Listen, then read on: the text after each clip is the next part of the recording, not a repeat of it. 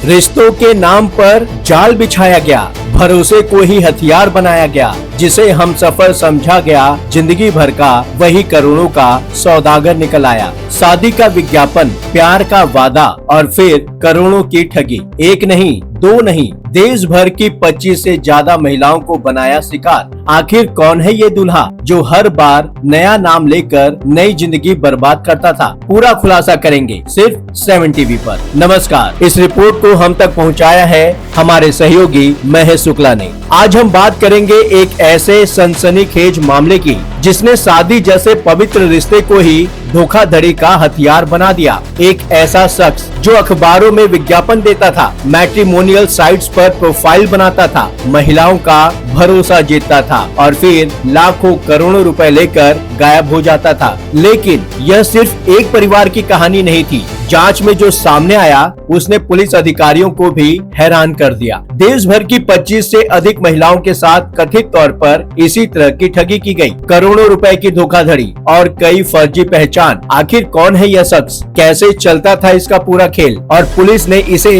कैसे दबोचा? आइए समझते हैं पूरी कहानी। मीरा भाईंदर की गुन्हे प्रकटीकरण शाखा कक्ष 1 को एक बड़ी सफलता मिली है। पुलिस ने एक ऐसे अंतरजातीय ठग को गिरफ्तार किया है जो कथित तौर पर वर्षों से शादी का झांसा देकर महिलाओं को निशाना बना रहा था। आरोपी खास तौर पर उन महिलाओं को अपना शिकार बनाता था जो किसी कारणवश भावनात्मक रूप से संवेदनशील स्थिति में थी, जैसे तलाकशुदा, दिव्यांग या जीवन साथी की तलाश कर रही महिलाएं। लेकिन यहीं उसका असली खेल शुरू होता है। मामला वर्ष 2022 में नया नगर पुलिस स्टेशन में दर्ज एक शिकायत से जुड़ा है। एक 75 वर्षीय महिला ने पुलिस को बताया कि उन्होंने अपने 45 वर्षीय बेटी के विवाह के लिए अंग्रेजी अखबार में प्रकाशित एक विज्ञापन के माध्यम से संपर्क किया था। विज्ञापन देने वाले व्यक्ति ने खुद को एक भरोसेमंद और योग्य जीवन साथी के रूप में पेश किया। धीरे धीरे बातचीत बढ़ी, विश्वास बना और फिर वर्ष 2019 में शादी भी हो गई। सब कुछ सामान्य दिखाई दे रहा था,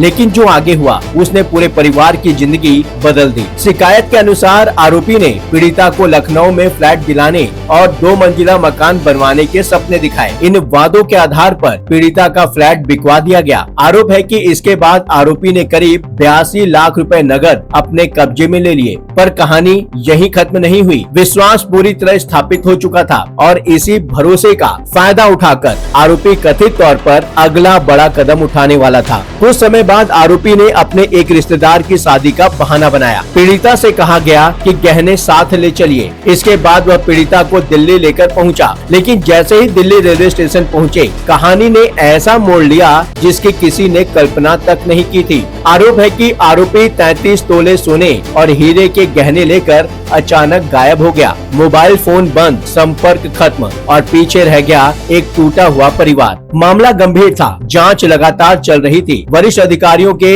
मार्गदर्शन में गुन्हे प्रकटीकरण शाखा कक्ष 1 ने तकनीकी और मानवीय सूचनाओं के आधार पर आरोपी की तलाश जारी रखी। फिर एक महत्वपूर्ण सूचना मिली। पता चला कि आरोपी उत्तर प्रदेश के नोएडा क्षेत्र में नाम बदल कर रह रहा है। इसके बाद पुलिस टीम ग्रेटर नोएडा पहुंचती है। कई स्तरों पर सत्यापन किया गया और आखिरकार आरोपी को गिरफ्तार कर लिया। गिरफ्तारी के बाद पुलिस जांच में जो जानकारी सामने आई उसने मामले को और बड़ा बना दिया। पुलिस के अनुसार आरोपी का वास्तविक नाम अनुज कुमार चंद्र प्रकाश त्रिवेदी है। जांच में यह भी सामने आया कि वह अलग अलग नामों और पहचान का इस्तेमाल करता था। आरोप यह है कि वह महिलाओं के साथ भावनात्मक संबंध बनाकर सहानुभूति हासिल कर और भविष्य के सपने दिखाकर आर्थिक लाभ उठाता था। सन 2022 में नया नगर पुलिस थाने में एक गुना रजिस्टर हुआ था एक अनुज अग्रवाल नाम के आरोपी के खिलाफ। उसमें ये था कि एक 46 ईयर की लड़की थी, उसके शादी के लिए जो आरोपी है उसने एक न्यूज़पेपर में, इंग्लिश न्यूज़पेपर में उसका जाहिरात दिया था।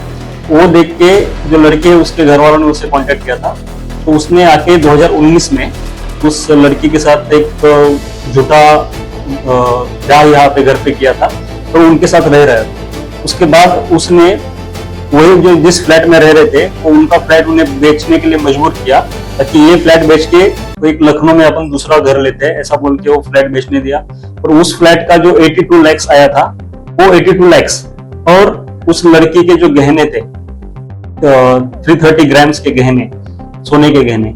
ये उस लड़की को यहाँ से दिल्ली लेके गया शादी में जाने का झांसा देकर। वहां पे जाने के बाद उसके सब गहने उतारे और उसको वापस ट्रेन से मुंबई बिठाया। वैसे 82 लाख और ये 33 तोला सोना ये उसने लेके बाद में उसने नंबर वगैरह बंद करके वहां से फरार हो गया था।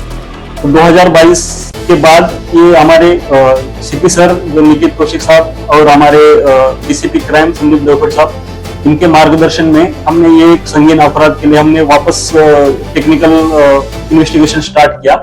उसमें हमें इसके लोकेशंस और अलग अलग नाम सामने आए।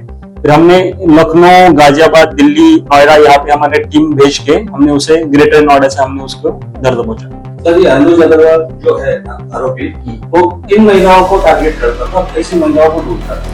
ये जो आरोपी है वो जो असहाय महिला है या अपंग महिला है या विधवा महिला है, ऐसी महिलाएं देख के उनसे संपर्क बनाता था और फिर उनका मतलब असेसमेंट करके कि इनके पास गहना कितना है, पैसा कितना है, फिर उनको अपने प्यार में करके उनको चीटिंग करता था। कितने महिलाओं को उसने अब तक अपने इन्वेस्टिगेशन में इसने 20 से 25 महिला ऑल ओवर इंडिया में, मतलब यहाँ मीरा भाईंदर हो गया, मुंबई हो गया, अमरावती हो गया, वेस्ट बंगाल, दिल्ली, गाजियाबाद, यहाँ की महिलाओं को भी उसने चीट किया है।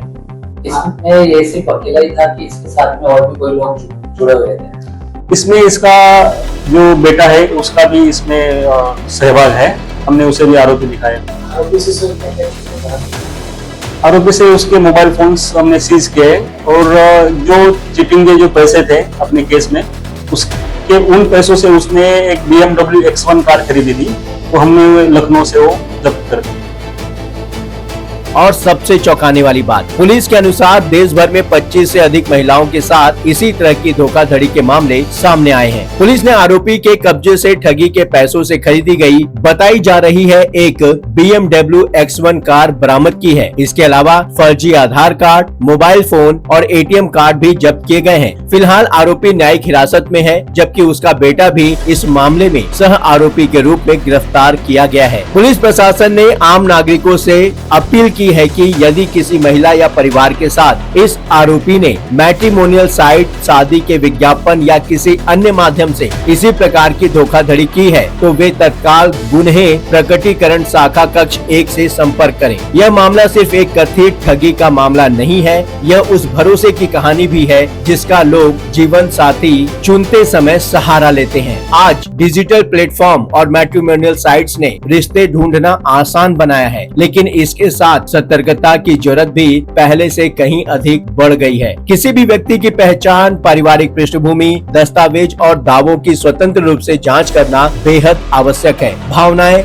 महत्वपूर्ण है, लेकिन सुरक्षा उससे भी अधिक महत्वपूर्ण। एक विज्ञापन, एक मुलाकात, एक शादी और फिर लाखों करोड़ों की कथित ठगी। सवाल सिर्फ एक आरोपी का नहीं है, सवाल उस भरोसे का है जिसे लोग अपनी पूरी जिंदगी का आधार मानते हैं। सवाल उस सतर्कता का है जो शायद कई परिवारों को ऐसे जाल से बचा सकती है। आपकी क्या राय है? क्या मैट्रिमोनियल प्लेटफॉर्म्स पर पहचान सत्यापन की व्यवस्था और सख्त होनी चाहिए? कमेंट करके अपनी राय जरूर बताएं। आप देख रहे थे 7 TV, जहां सवालों से नहीं बचता कोई और सच से नहीं छुपता। लगातार खबरों के लिए बने रहिए 7 TV के साथ।